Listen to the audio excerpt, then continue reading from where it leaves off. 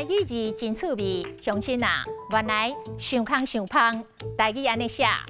打鬼主意，想尽办法做坏事，台语就是想康想胖。诈骗集团就是安尼，想康想胖，要共骗钱。啊，你正经头路唔做，规工想康想胖，学爸母，安尼无了时。啊，想康想胖的这个康胖，华语的空隙，台语就是康胖。这个风为康胖吹入来真寒。华语的把柄，台语嘛是康胖。有人真爱掠人的康胖共检举。过来冲康，就是暗算做手脚；啊，那倒康是串通勾结；耳康轻是耳根软。过来这个目康恰是眼红嫉妒，看人好爱共恭喜祝福，唔通目康恰。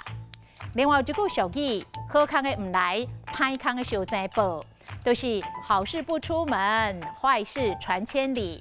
今仔日的台语字，想康想胖，实在真趣味。